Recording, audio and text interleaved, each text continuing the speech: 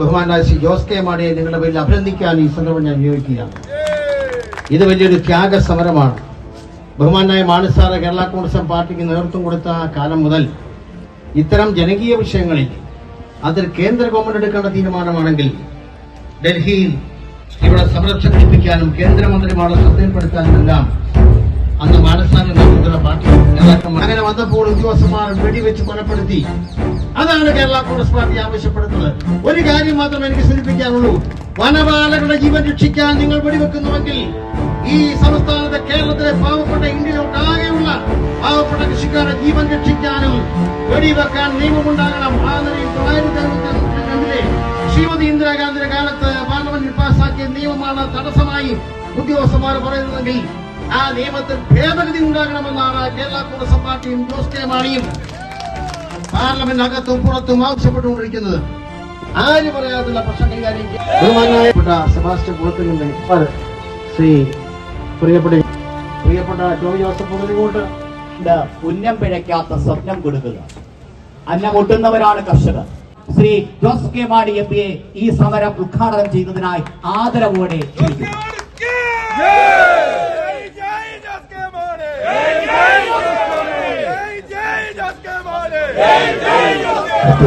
Chairman Shri Thomas Chazhikattu, Kerala Congress പാർട്ടിയുടെ vice ചെയർമാനും government chief വിപ്പുമായ doctor Jayaraj, ബഹുമാനായ ശ്രീ പാർട്ടിയുടെ പ്രതിനിധികളായിട്ടല്ല ഇവിടെ എത്തിയിരിക്കുന്നത്. നിങ്ങൾ ഓരോരുത്തരും എത്തിയിരിക്കുന്നത് കേരളത്തിന്റെ പ്രതിനിധികളായിട്ടാണ്. നിങ്ങൾ എത്തിയിരിക്കുന്നത് കർഷകരുടെ പ്രതിനിധികളായിട്ടാണ്. നിങ്ങൾ ഓരോരുത്തരും എത്തിയിരിക്കുന്നത് കർഷകരുടെ മക്കളുടെ ഈ മണ്ണിന്റെ സ്വരമായിട്ട് ശബ്ദമായിട്ട് പ്രതിഷേധമായിട്ടാണ് ഈ തലസ്ഥാനത്തിലേക്ക് എത്തിയിരിക്കുന്നത്. ഒരിക്കൽ കൂടി ഇവിടെ വന്നിരിക്കുന്ന മുഴുവൻ നേതാക്കന്മാർക്കും ഞാൻ അഭിവാദ്യം അർപ്പിക്കുന്നു. തീർച്ചയായും ഇതിനൊരു പരിഹാരം കാണുവാൻ കഴിയട്ടെ എന്ന് ഞാൻ ആശംസിക്കുകയാണ്. നമുക്ക് പല മേഖലകളായി അസംബ്ലിക്കകത്തും പുറത്തും ഒക്കെ നമ്മൾ സമരം നടത്തിയിട്ടുണ്ട്. പക്ഷെ കർഷകരുടെ ആവശ്യങ്ങൾക്കായി, കർഷകരുടെ മക്കളുടെ ജീവൻ നിലനിർത്തുവാൻ വേണ്ടി അത് ഈ രാജ്യത്തിന്റെ തലസ്ഥാനത്ത് അത് ആവശ്യങ്ങളും നിരത്തിക്കൊണ്ട് വന്ന ഒരേ ഒരു രാഷ്ട്രീയ പ്രസ്ഥാനം അത് കേരള കോൺഗ്രസ് പാർട്ടിയാണ് എന്ന് പറയാൻ ആഗ്രഹിക്കുക. തീർച്ചയായും നമുക്കറിയാം, ഇവിടെ സൂചിപ്പിച്ചു മാണി സാറിനെ പറ്റി. മാണി സാർ എക്കാലവും ആ കർഷക സ്വരം ഉയർത്തിപ്പിടിച്ചുകൊണ്ടാണ്, ആ പാഠം ഉൾക്കൊണ്ടുകൊണ്ട് തന്നെയാണ് ഞാനും നിങ്ങളുമെല്ലാം നമ്മുടെ രാഷ്ട്രീയ പ്രവർത്തനമായി മുന്നോട്ട് പോകുന്നത്. അത് നെൽ കർഷകരുടെ ആകട്ടെ, പട്ടയത്തിന്റെ വിഷയമാകട്ടെ, ബഫർ സോണിന്റെ വിഷയമാകട്ടെ, അത് വന നിയമ ഭേദഗതിയുടെ വിഷയമാകട്ടെ, ഇതിലൊക്കെ എപ്പോഴും ഇടപെട്ടുകൊണ്ട് ഇന്ന് നമ്മൾ മുന്നോട്ട് പോവുകയാണ്. സൂചിപ്പിച്ചു വർഷങ്ങളായി നമ്മൾ ഈ വന്യമൃഗ അക്രമത്തിനെതിരെ അത് സംസ്ഥാനത്തും പാർലമെന്റിനകത്തും പുറത്തും നിരന്തരമായി പോരാട്ടം നടത്തുകയാണ്. നമ്മൾ ഇവിടെ തലസ്ഥാനത്ത് ഡൽഹിയിലെത്തിയിരിക്കുകയാണ്. കേന്ദ്രത്തിന്റെ കണ്ണുകൾ തുറപ്പിക്കുവാൻ, അത് തുറപ്പിക്കുന്നോളം വരെ നമ്മൾ ഈ സമരവുമായി മുന്നോട്ട് പോകും എന്ന് പറയാൻ കൂടി ആഗ്രഹിക്കുകയാണ്. പക്ഷെ പ്രധാനപ്പെട്ട ഒന്ന് രണ്ട് കാര്യങ്ങൾ നമുക്ക് സൂചിപ്പിച്ചു പോയേ പറ്റൂ. നമുക്കറിയാം, കേരള സംസ്ഥാനത്ത്, ഈ രാജ്യത്ത്, പ്രത്യേകിച്ച് കേരള സംസ്ഥാനത്ത് ഒരു കൊച്ചു കേരളമാണ്, കൊച്ചു സംസ്ഥാനമാണ്. 38,800 സ്ക്വയർ കിലോമീറ്ററുള്ള വിസ്തീർണമുള്ള ഈ സംസ്ഥാനത്ത് അവിടെ 69.4% സ്ഥലം റെസ്ട്രിക്റ്റഡ് ആണ് എന്ന് പറഞ്ഞാൽ ആ സ്ഥലത്ത് നമുക്ക് വികസനം നടത്താനോ അവിടെ മറ്റുള്ള ജീവിക്കുവാനോ വീട് വെക്കുവാനോ കഴിയാത്ത ഒരു സാഹചര്യമുണ്ട്. ഒന്ന് നമ്മൾ നോക്കുവാണെങ്കിൽ വനപ്രദേശത്ത് ബഫർ സോണും ഈ സൈഡിൽ നിന്നൊക്കെ കടലോര പ്രദേശത്ത് നമുക്ക് കാണുവാൻ കഴിയുന്നത് അവിടെ സിയാ റിസോർട്ടും മധ്യപ്രദേശങ്ങളിൽ നമുക്ക് കാണുവാൻ കഴിയുന്ന വെറ്റ്ലാൻഡും നെൽവയൽ തണ്ണീർത്തടവും ഇങ്ങനെ റെസ്ട്രിക്റ്റഡ് ഏരിയ ആകുമ്പോൾ നമുക്കറിയാം വനത്തിന്റെ സംരക്ഷണം ഒക്കെ ആയി പറയുമ്പോഴും ആത്യന്തികമായി അതിന് പിന്നിൽ എന്താണ്? അതിന്റെ പിന്നിൽ പരിസ്ഥിതി തന്നെയാണ്, അല്ലെ? പരിസ്ഥിതിയെ സംരക്ഷിക്കണം. ഞങ്ങൾ ആരും പരിസ്ഥിതിക്ക് എതിരല്ല, വന്യമൃഗത്തിനെതിരല്ല. ഇവനെയൊക്കെ ഇത് സംരക്ഷിച്ചേ മുന്നോട്ട് പോകാൻ കഴിയൂ. പക്ഷെ ആ പരിസ്ഥിതിയെ സംരക്ഷിക്കുന്ന ഈ രാജ്യത്ത് ഏറ്റവും കൂടുതൽ ആരാണ് എന്ന് ആദ്യമേ പരിശോധിക്കേണ്ടതുണ്ട്. അതെടുത്ത് പരിശോധിച്ച് നോക്കിയാൽ നമുക്ക് കാണുവാൻ കഴിയുന്നത് ഇന്ന് റിസർവ് ഫോറസ്റ്റ് നോട്ടിഫൈ ചെയ്ത വനം എടുത്ത് നോക്കിക്കഴിഞ്ഞാൽ കേരള സംസ്ഥാനത്തിന്റെ അടുത്തുള്ള അന്യ സംസ്ഥാനങ്ങൾ ആദ്യമായി താരതമ്യപ്പെടുത്തട്ടെ.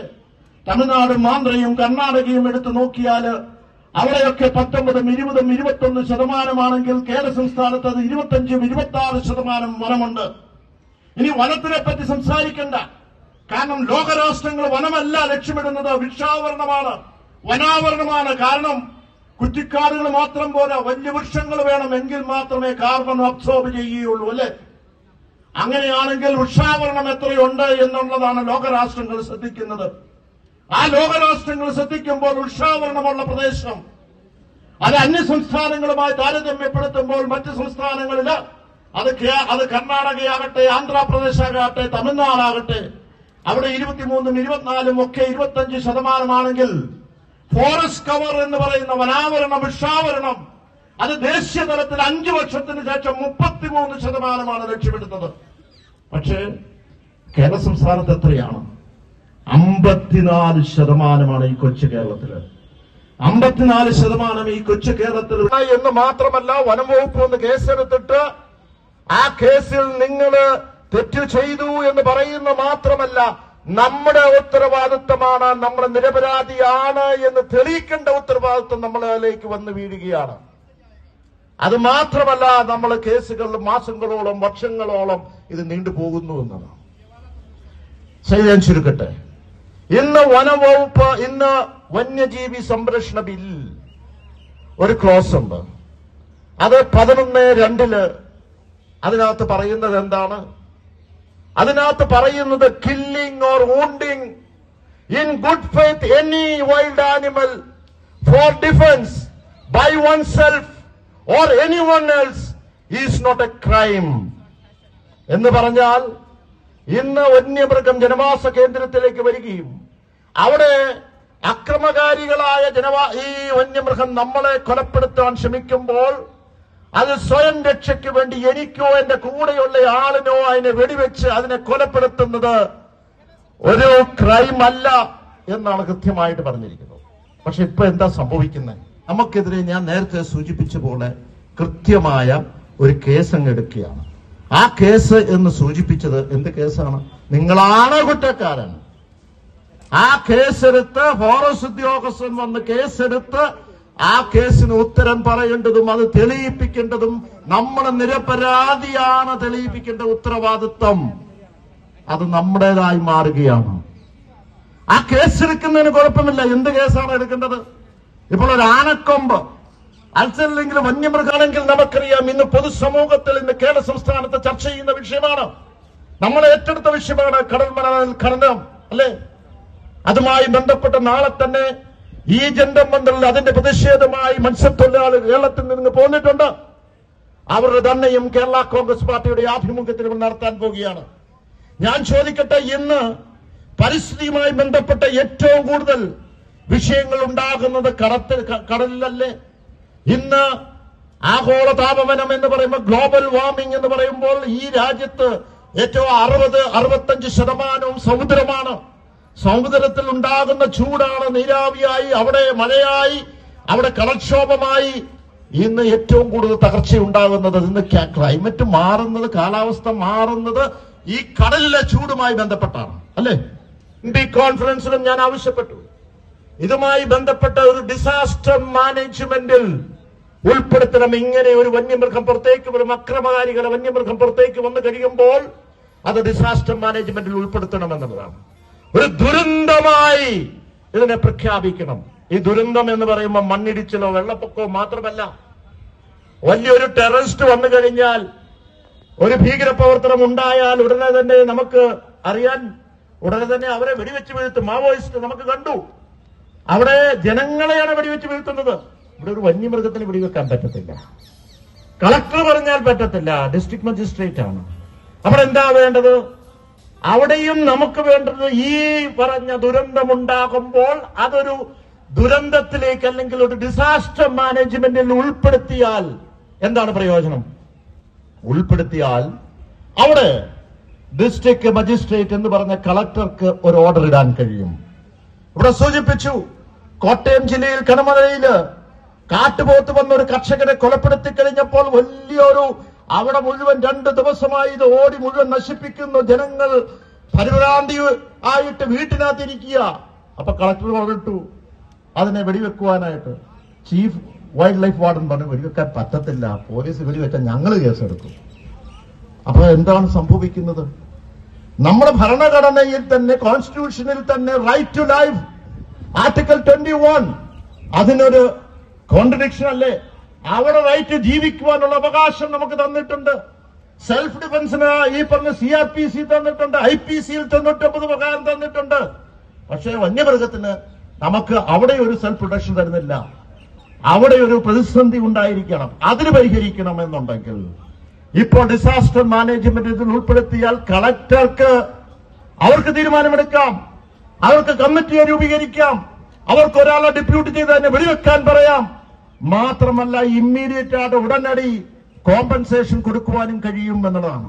അതിനെന്ത് ചെയ്യണം? അതിനും ഈ പറഞ്ഞതുപോലെ തന്നെ ഡിസാസ്റ്റർ മാനേജ്മെന്റിൽ ആർട്ടിക്കിൾ 6ഉം 10ഉം ആ വകുപ്പ് പ്രകാരം ഇങ്ങനെയുള്ള കാര്യങ്ങൾ ഉൾപ്പെടുത്താൻ കഴിയും.